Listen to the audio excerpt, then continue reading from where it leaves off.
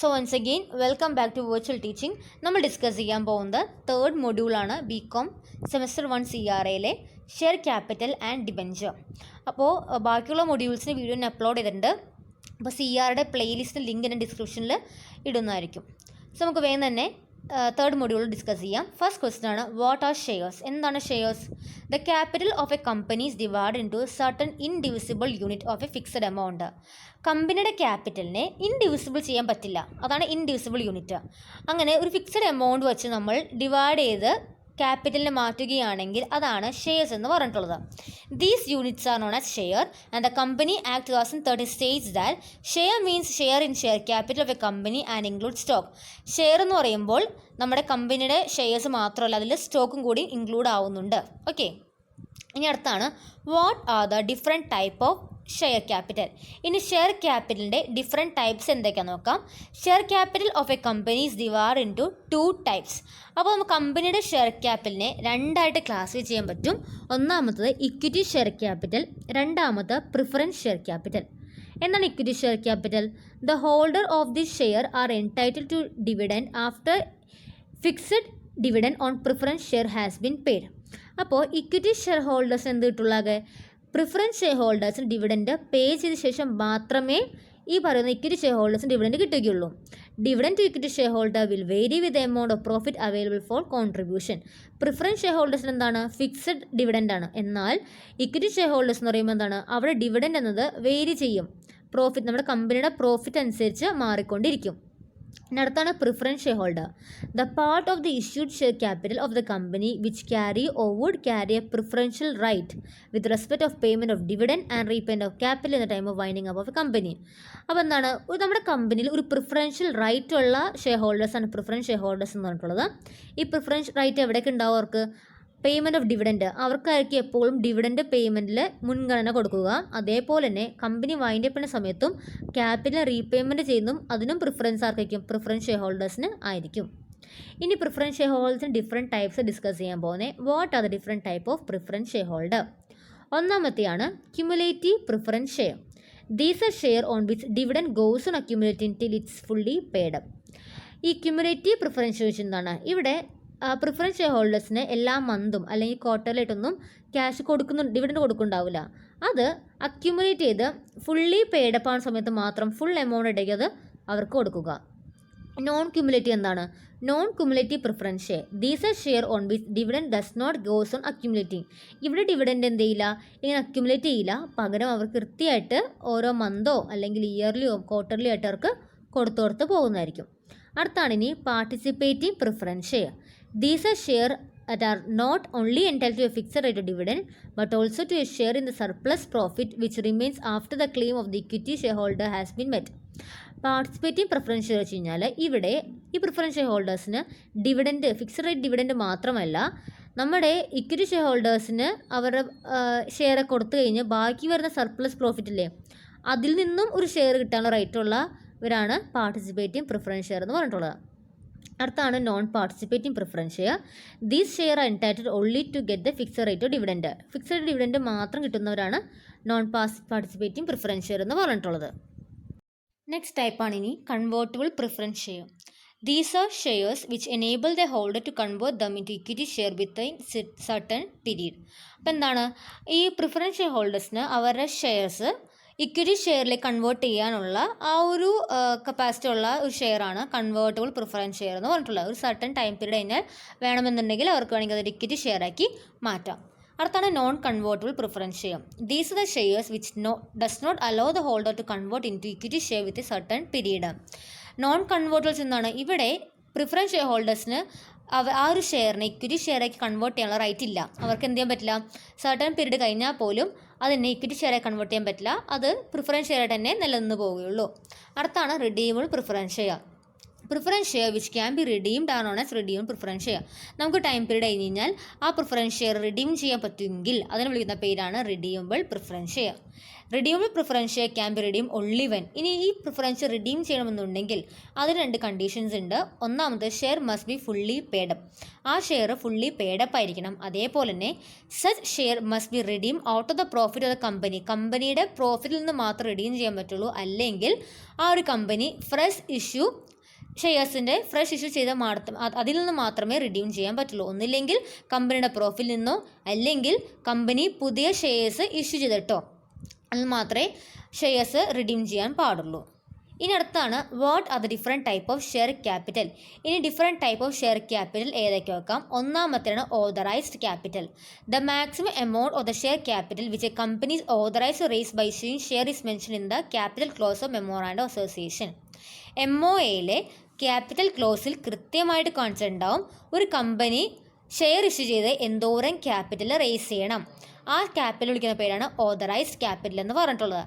ഈ ഓതറൈസ്ഡ് ക്യാപിറ്റലിൻ്റെ വേറെ പേരാണ് നോമിനൽ ക്യാപിറ്റൽ. രണ്ടാമത്തെയാണ് issued capital. Out of authorised capital the amount of share capital is issued to public for subscription. പബ്ലിക്കിൽ മേടിക്കാൻ വേണ്ടി കൊടുത്തിട്ടുള്ള ആ ഓതറൈസ്ഡ് ക്യാപിറ്റലിൻ്റെ ഒരു ഭാഗത്തെ വിളിക്കുന്ന പേരാണ് ഇഷ്യൂഡ് ക്യാപിറ്റൽ എന്ന് പറഞ്ഞിട്ടുള്ളത്. അടുത്താണ് ഇനി subscribed capital. Part of the issued capital for which application are send by the public and which is accepted is called subscribed capital. നമ്മൾ ഇഷ്യൂ ചെയ്ത ക്യാപിറ്റലിൽ എത്ര ക്യാപിറ്റൽ ആൾക്കാർ ആ ആപ്ലിക്കേഷൻ സെൻഡ് ചെയ്ത് പബ്ലിക്കിൽ നിന്ന് ആപ്ലിക്കേഷൻ കിട്ടിക്കാണ് ഞങ്ങൾക്ക് ഷെയർ വേണമെന്ന് പറഞ്ഞിട്ടുള്ളത്. ആ ആപ്ലിക്കേഷൻസ് എത്ര ആക്സെപ്റ്റ് ചെയ്തു, അങ്ങനെ ആക്സെപ്റ്റഡ് ആയിട്ടുള്ളതിന് വിളിക്കുന്ന പേരാണ് സബ്സ്ക്രൈബ്ഡ് ക്യാപിറ്റൽ എന്ന് പറഞ്ഞിട്ടുള്ളത്. Called up capital the part of subscribed capital which the company as the share holder to pay. Subscribed ക്യാപിറ്റലിൽ നിന്ന് കമ്പനി എന്തോരം ക്യാഷ് പേ ചെയ്യാൻ പറഞ്ഞു ഷെയർ ഹോൾഡേഴ്സിനോട്, ആ പേ ചെയ്യാൻ പറഞ്ഞ ക്യാപിറ്റലാണ് കോൾഡ് അപ്പ് ക്യാപിറ്റൽ എന്ന് പറഞ്ഞിട്ടുള്ളത്. അടുത്താണ് paid up capital. Part of the called up capital which is received by the company in form of cash. ഇനി കമ്പനി കാശ് തരണമെന്ന് ഷെയർ ഹോൾഡേഴ്സിനോട് പറഞ്ഞിട്ടുണ്ട്. അത് എന്തോരം കമ്പനി കിട്ടി, ക്യാഷിൻ്റെ രൂപത്തിൽ കമ്പനിക്ക് എന്തോരം ആ ഒരു ക്യാപിറ്റൽ കിട്ടിയെന്നുണ്ടോ ആ എമൗണ്ട് വിളിക്കുന്ന പേരാണ് പെയ്ഡ് അപ്പ് ക്യാപിറ്റൽ എന്ന് പറഞ്ഞിട്ടുള്ളത്. അടുത്താണ് reserve capital. The company decide through a special resolution that a part of capital will be demanded from the share holder only when the company is to be liquidated and there is need of money. Company decide ചെയ്യുന്നുണ്ടാവും നമ്മുടെ share ക്യാപിറ്റലിലെ ഒരു ഭാഗം share ഹോൾഡേഴ്സിന് എപ്പോഴും മാത്രം മേടിക്കുള്ളൂ, എപ്പോഴാണോ company liquidated ആവുന്നത്, കമ്പനിക്ക് എപ്പോഴാണോ കാശിന് അത്യാവശ്യം വരുന്നത് ആ ഒരു ടൈമിൽ മാത്രമേ കമ്പനി എന്ത് ചെയ്യുള്ളൂ, ഷെയർ ഹോൾഡേഴ്സിൻ്റെ നിന്ന് ആ ഒരു പർട്ടിക്കുലർ എമൗണ്ട് മേടിക്കുകയുള്ളൂ. This saved uncalled capital is called reserved capital. ഇങ്ങനെ സേവ് ചെയ്ത് വെച്ചിട്ടുള്ള അല്ലെങ്കിൽ ഷെയർ ഹോൾഡേഴ്സിനോട് തരാൻ ആവശ്യപ്പെടാത്ത ആ ഒരു ക്യാപിറ്റലാണ് റിസർവ്ഡ് ക്യാപിറ്റൽ എന്ന് പറഞ്ഞിട്ടുള്ളത്. അടുത്താണ് എന്താണ് public offer. What is a public offer? When share are offer to public through prospectus is called public offer. പബ്ലിക്കിലേക്ക് പ്രോസ്പെക്ടസിൻ്റെ ഹെൽപ്പോടെ നമ്മൾ ഷെയർ ഓഫർ ചെയ്യുകയാണെങ്കിൽ അതിന് വിളിക്കുന്ന പേരാണ് പബ്ലിക് ഓഫർ എന്ന് പറഞ്ഞിട്ടുള്ളത്. The purpose of prospectus is to give a prospective share holder some idea about the company. അപ്പോൾ എന്താണ്, പ്രോസ്പെക്ടസ് ഇഷ്യൂ ചെയ്തിട്ടാണല്ലോ ഓഫർ വയ്ക്കുന്നത്. പ്രോസ്പെക്ടസിൻ്റെ ഉപയോഗം എന്താണ്? ഷെയർ ഹോൾഡേഴ്സിന് കമ്പനിയെ പറ്റി ചില ഐഡിയാസ് കിട്ടാൻ വേണ്ടി, അതിനുവേണ്ടിയാണ് പ്രോസ്പെക്ടസ് ഇഷ്യൂ ചെയ്യുന്നത്. ഇനി എന്താണ് private placement? Private placement means any offer of security or invitation to subscribe security to selected group of people by the company. Company ചെറിയ സെലക്റ്റഡ് ഗ്രൂപ്പ് ഓഫ് പീപ്പിളിലേക്ക് മാത്രം സെക്യൂരിറ്റി മേടിക്കുക എന്ന് പറഞ്ഞിട്ട് ഇൻവിറ്റേഷൻ സെൻഡ് ചെയ്യുകയാണെങ്കിൽ through issue of private placement offer letter. അവിടെ എന്ത് കൊടുക്കുന്നുള്ളത്? Private placement offer letter provide ചെയ്ത് അവരെ ഇൻവൈറ്റ് ചെയ്യാണ്. ചെറിയ ഗ്രൂപ്പ് പീപ്പിളിന്, പബ്ലിക്കിൽ എല്ലാവരെയും അല്ല, ഒരു സ്മോൾ ഗ്രൂപ്പ് പീപ്പിളിനെ മാത്രമേ അവിടെ കമ്പനി ഇൻവൈറ്റ് ചെയ്യുന്നുള്ളൂ കമ്പനിയുടെ ഷെയർ പർച്ചേസ് ചെയ്യാൻ വേണ്ടി. അതിനെ വിളിക്കുന്ന പേരാണ് പ്രൈവറ്റ് പ്ലേസ്മെൻറ്റ് എന്ന് പറഞ്ഞിട്ടുള്ളത്. അടുത്താണ് what do mean by prospectus and what are different type of prospectus. എന്താണ് prospectus? Any document described as a prospectus that include any notice, circular, advertisement or other document which invite deposit from public for subscription or purchase of any share debenture of a body corporate. നമ്മുടെ കമ്പനിയുടെ ഷെയറും അല്ലെങ്കിൽ ഡിബഞ്ചറും purchase ചെയ്യാൻ പറഞ്ഞുകൊണ്ട് പബ്ലിക്കിലേക്ക് നമ്മൾ കൊടുക്കുന്ന document, ആ document വിളിക്കുന്ന പേരാണ് പ്രോസ്പെക്ടസ് എന്ന് പറഞ്ഞിട്ടുള്ളത്. ഈ പ്രോസ്പെക്ടസിൽ അത് ചിലപ്പോൾ നോട്ടീസ് ഉണ്ടാവും, അതിൽ സർക്കുലർ ഉണ്ടാവും, അല്ലെങ്കിൽ കമ്പനിയെ പറ്റിയുള്ള അഡ്വർടൈസ്മെൻറ്റ്സ് ഉണ്ടാവും. അതിലൂടെ പബ്ലിക്കിന് നമ്മുടെ കമ്പനിയുടെ ഷെയറോ ഡിബഞ്ചറോ മേടിപ്പിക്കുക. അതാണ് പ്രോസ്പെക്ടസിൻ്റെ മെയിൻ ഉദ്ദേശം. ഇനി ഡിഫറെൻറ്റ് ടൈപ്പ് ഓഫ് പ്രോസ്പെക്ടസ് ഏതൊക്കെ നോക്കാം. ഒന്നാമത്തെയാണ് ഷെൽഫ് പ്രോസ്പെക്ടസ്. എന്താ shelf prospectus? Means a prospectus issued by a financial institute or bank for one or more issue of security. ഒന്നോ അതിൽ കൂടുതൽ സെക്യൂരിറ്റീസ് ഇഷ്യൂ ചെയ്യാൻ വേണ്ടി ബാങ്ക് ഇറക്കുന്ന ഒരു പ്രോസ്പെക്ടസ് അല്ലെങ്കിൽ ഫിനാൻഷ്യൽ ഇൻസ്റ്റിറ്റ്യൂഷൻ ഉണ്ടാക്കുന്ന ഇഷ്യൂ ചെയ്യുന്ന ഒരു പ്രോസ്പെക്ടസ് ആണ് ഷെൽഫ് പ്രോസ്പെക്ടസ് എന്ന് പറഞ്ഞിട്ടുള്ളത്. അതാണ് red herring prospectus. A prospectus which does not include complete particular about the price security. ആ സെക്യൂരിറ്റിയുടെ പ്രൈസിനെ പറ്റിയുള്ള കംപ്ലീറ്റ് ഡീറ്റെയിൽസ് ആ പ്രോസ്പെക്ടസിൽ ഉണ്ടാവില്ല. It is issued in order to explore demand for security and the price at which security may be brought by the public. അപ്പോൾ ഈ ഒരു prospectus ഇറക്കുന്നത് എന്തിനു വേണ്ടിയാണ്? നമ്മുടെ സെക്യൂരിറ്റി ഡിമാൻഡ് എന്തോരുണ്ടെന്ന് അറിയാനും അതേപോലെ തന്നെ പബ്ലിക് ആ സെക്യൂരിറ്റിനെ എത്ര പ്രൈസിൽ മേടിക്കാൻ ഉദ്ദേശിച്ചിരിക്കുന്നത് എന്നറിയാനും കൂടി വേണ്ടിയാണ് റെഡ് ഹാരിങ് പ്രോസ്പെക്ടസ് മെയിനായിട്ട് ഇറക്കുന്നത്. അടുത്താണ് എബ്രിഡ്ജ് പ്രോസ്പെക്ടസ്. എന്താണ് abridge prospectus? It means a memorandum which contain only the important feature of original prospectus as may be specified by SEBI. അപ്പോൾ സെബി പറഞ്ഞിരിക്കുന്ന രീതിയിൽ ആ ഒരു ഒറിജിനൽ പ്രോസ്പെക്ടസ് പോലെ എല്ലാ ഡീറ്റെയിൽസ് ഉണ്ടാവില്ല, പക്ഷേ ആ പ്രോസ്പെക്ടസിലുള്ള ഇമ്പോർട്ടൻറ്റ് ഫീച്ചേഴ്സ് മാത്രം ഇൻക്ലൂഡ് ചെയ്തിറക്കുന്ന ഒരു പ്രോസ്പെക്ടസ് ആണ് എബ്രിഡ്ജ് പ്രോസ്പെക്ടസ് എന്ന് പറഞ്ഞിട്ടുള്ളത്. ഓക്കെ, ഇനി അടുത്താണ് explain miss statement of prospectus. ഇനി പ്രോസ്പെക്ടസിൽ മിസ് സ്റ്റേറ്റ്മെൻറ്റ് വന്നാൽ അതെന്താണെന്ന് വയ്ക്കാം. Prospectus must be full and honest declaration of all the material fact. നമ്മുടെ കമ്പനിയെ പറ്റിയുള്ള ആ പ്രോസ്പെക്ടസിൽ പറഞ്ഞിരുന്ന കാര്യങ്ങൾ ഫുള്ളായിരിക്കണം, അതേപോലെ തന്നെ എല്ലാ കാര്യങ്ങളും സത്യസന്ധമായ കാര്യങ്ങളായിരിക്കണം. This is known as golden rule of framing the prospectus. ഈ പ്രോസ്പെക്ടസ് ഫ്രെയിം ചെയ്യുമ്പോൾ ഉണ്ടാക്കുമ്പോൾ പാലിക്കേണ്ട ഗോൾഡൻ റൂൾസ് എന്നാണ് ഇതിനെ പറയുന്നത്. If there is a misstatement in the prospectus the may arise. ഈ പ്രോസ്പെക്ടസ് നമ്മൾ എന്തെങ്കിലും കള്ളത്തരങ്ങളോ തെറ്റുകളോ ചേർത്ത് കഴിഞ്ഞാൽ അത് എന്തൊക്കെ പ്രശ്നങ്ങൾ ഉണ്ടാക്കും നോക്കാം. ഒന്നാമത്തത് civil liability. It happen when a person induced by a share on faith of misleading prospectus. ആ പ്രോസ്പെക്ടസ് പറഞ്ഞിരിക്കുന്ന കള്ളത്തരങ്ങൾ കണ്ടിട്ട് അത് വിശ്വസിച്ച് ഏതെങ്കിലും പേഴ്സൺ ഒരു ഷെയർ ബൈ ചെയ്യുകയാണെങ്കിൽ അപ്പോൾ ആ കമ്പനിക്ക് വരുന്ന ലയബിലിറ്റിയാണ് സിവിൽ ലയബിലിറ്റി എന്ന് പറഞ്ഞിട്ടുള്ളത്. Rescission of the contract. The person would give up the share and get back the money. Civil liability ഒന്നാമത്തെയാണ് റിസിഷൻ ഓഫ് ദ കോൺട്രാക്ട് എന്ന് പറഞ്ഞിട്ടുള്ളത്. അവിടെ എന്താണ്? പേഴ്സൺ ആ ഷെയർ തിരിച്ചു കൊടുത്തിട്ട് ആളടച്ച കാശ് തിരിച്ചു മേടിക്കും. അടുത്ത് punishment for failure to obey section 26. The company shall be punished with a fine not less than 50,000 and can be extend to 3 lakh. ഇങ്ങനെ നമ്മൾ മിസ്സ്റ്റേറ്റ്മെൻറ്റ് കൊണ്ടുവന്നു കഴിഞ്ഞാൽ ഉറപ്പായിട്ടും നമ്മുടെ കമ്പനി സെക്ഷൻ 26 ഒബേ ചെയ്യണമെന്ന് വരും. അപ്പോൾ അതിൻ്റെ പണിഷ്മെൻറ്റ് ഈടാക്കേണ്ടി വരും. കമ്പനി അപ്പോൾ എന്ത് ചെയ്യും? 50,000 രൂപ തൊട്ട് 1,00,000 വരെ എക്സ്റ്റെൻഡ് ചെയ്യുന്ന ഒരു ഫൈനായിരിക്കും കമ്പനിക്ക് പേ ചെയ്യേണ്ടി വരിക. ഓക്കെ, അടുത്താണ് damage for fraud. A person can give the complaint for getting the compensation. He cannot both retain the share and claim the damage. ഇപ്പോൾ ഫ്രോഡിനെതിരായിട്ട് നമ്മൾ ഫ്രോഡ് തെറ്റ് ചെയ്തെന്ന് പറഞ്ഞാൽ നമ്മൾ കേസ് കൊടുക്കുകയാണെങ്കിൽ പേഴ്സണ് ഷെയർ റിട്ടേൺ ചെയ്യാൻ പറ്റില്ല, പക്ഷെ എന്ത് ചെയ്യാം? ഡാമേജിനുള്ള ക്ലെയിം ഈടാക്കാം. അദ്ദേഹത്തിനുള്ള ക്യാഷ് വേണമെങ്കിൽ അത് അടുത്ത ക്യാഷ് വേണമെങ്കിൽ തിരിച്ച് മേടിക്കാം, അല്ലാണ്ട് ഷെയർ റിട്ടേൺ ചെയ്ത് ക്ലെയിം ചെയ്യാൻ പറ്റില്ല. അടുത്താണ് compensation under section 35. Director, promoter and all other who are authorized the share prospectus are liable to compensate person who subscribe for the share on the faith of prospectus. Section 35 പ്രകാരം ആ company ഡയറക്ടേഴ്സും പ്രൊമോട്ടേഴ്സും അതേപോലെ തന്നെ prospectus issue ചെയ്തതിൽ വരുന്ന എല്ലാ ആൾക്കാരും എന്താണ് ആ ഒരു പ്രോസ്പെക്ടസ് കണ്ടിട്ട് ആ വിശ്വസിച്ച് ഏതെങ്കിലും പേഴ്സൺ ഷെയർ മേടിച്ചിട്ടുണ്ടെങ്കിൽ അദ്ദേഹത്തിന് കോമ്പൻസേറ്റ് ചെയ്യാൻ വേണ്ടി ലയബിലിറ്റി ഉള്ള ആൾക്കാരാണ് ഈ ഡയറക്ടേഴ്സ് ആയിക്കോട്ടെ പ്രൊമോട്ടേഴ്സ് ആയിക്കോട്ടെ അല്ലെങ്കിൽ പ്രോസ്പെക്ടസ് ഇഷ്യൂ ചെയ്തതിൽ ആ ഒരു പ്രോസ്പെക്ടസ് ഇഷ്യൂ ചെയ്യുന്ന കാര്യത്തിൽ ഇടപെട്ട ആരായിക്കോട്ടെ അവരെല്ലാവരും ആ ഒരു പർട്ടിക്കുലർ പേഴ്സണ് ലയബിൾ ആയിരിക്കും. അടുത്തത് ഡാമേജ് അണ്ടർ ജനറൽ ലോ. ഇനി കമ്പനി ലോയിൽ മാത്രമല്ല ജനറൽ ലോയിലെ കേസിലും ഇതിന് ഡാമേജ് സൂ ചെയ്യാൻ പറ്റും. Apart from the provision of company act, general law can also be use to claim compensation against promoter director etcetera. ഈ കമ്പനി ആക്ടിൻ്റെ പ്രൊവിഷൻ വേണമെന്നൊന്നുമില്ല, ജനറൽ ലോ വെച്ചാൽ നമുക്ക് ഈ പ്രൊമോട്ടറിൻ്റെ ഡയറക്ടറിനെതിരെയൊക്കെ കേസ് നമുക്ക് ഫയൽ ചെയ്യാൻ പറ്റും. ഇപ്പോൾ പറഞ്ഞ സിവിൽ ലയബിലിറ്റി, അടുത്താണ് criminal liability. Punishment for failure to obey section 26. ഇതിലും ആ സെക്ഷൻ 26ൻ്റെ കാര്യം വരുന്നുണ്ട്. ഇവിടെ എന്താണ്? കമ്പനിക്ക് ഫൈൻ വരും. കമ്പനിക്ക് ഫൈൻ വരുന്ന 50,000 രൂപ തൊട്ട് 3 ലക്ഷം വരെ ആ ഒരു ഫൈൻ എക്സ്റ്റെൻഡ് ചെയ്യാൻ പറ്റും. അടുത്ത criminal liability for misstatement in prospectus. There will be imprisonment for the term which shall be not less than 6 months. എന്താണ്?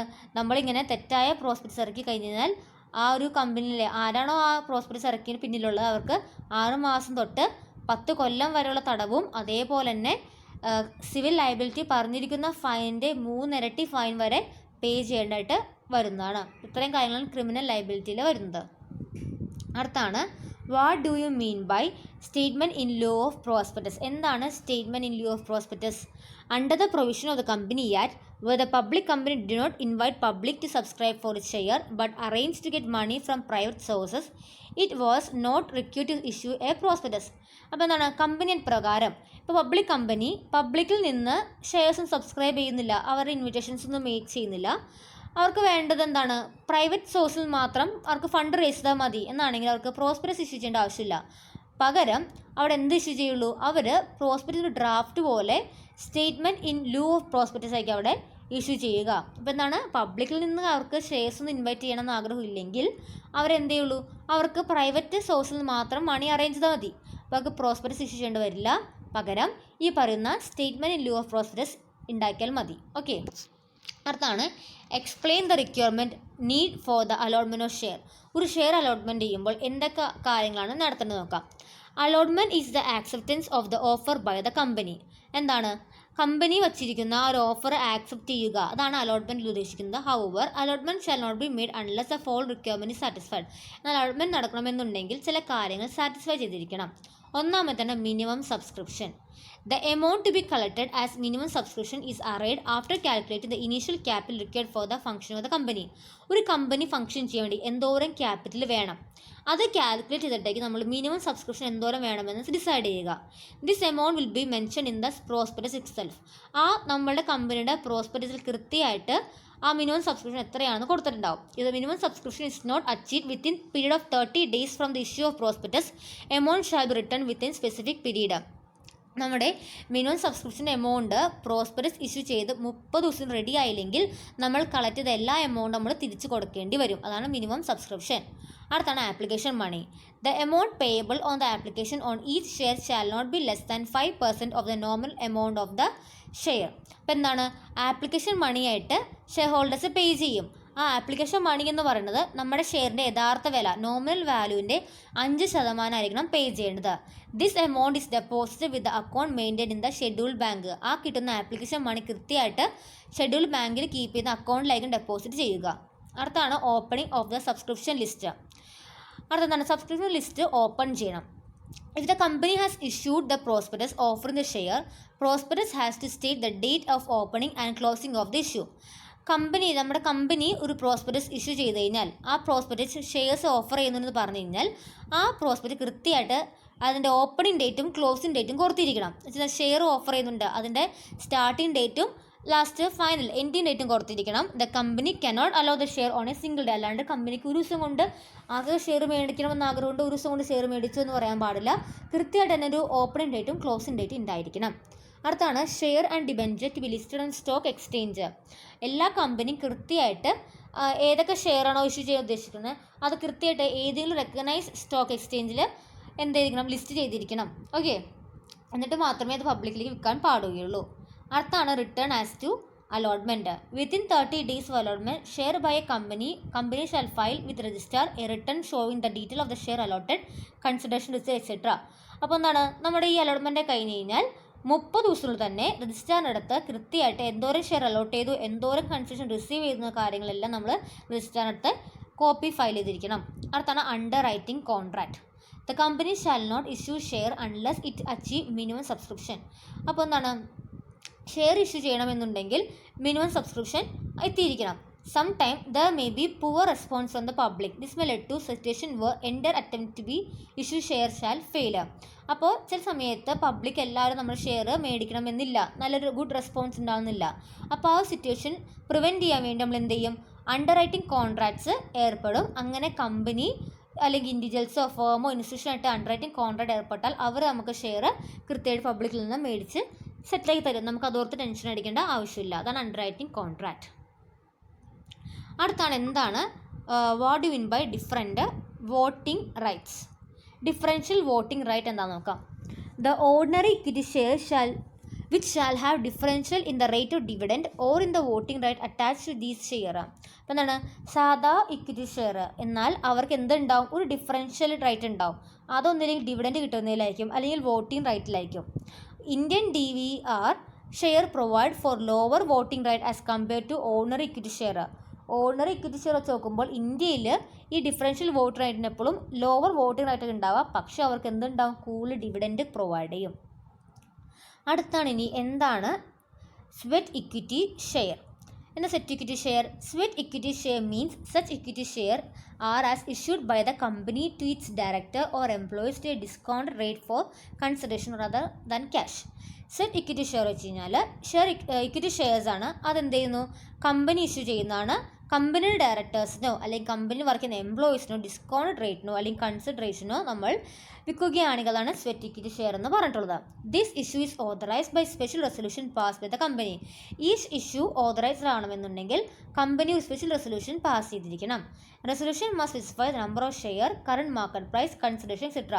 ആ റെസൊല്യൂഷനിൽ കൃത്യമായിട്ട് എന്തോരം ഷെയറാണ് സ്വെറ്റ് ഇക്വിറ്റി ആയിട്ട് ഇഷ്യൂ ചെയ്യുന്നത്, അതിൻ്റെ കറണ്ട് മാർക്കറ്റ് പ്രൈസ് എത്രയാണ്, കൺസിഡറേഷൻ എത്രയാണെന്ന് കൃത്യം കൊടുത്തിരിക്കണം.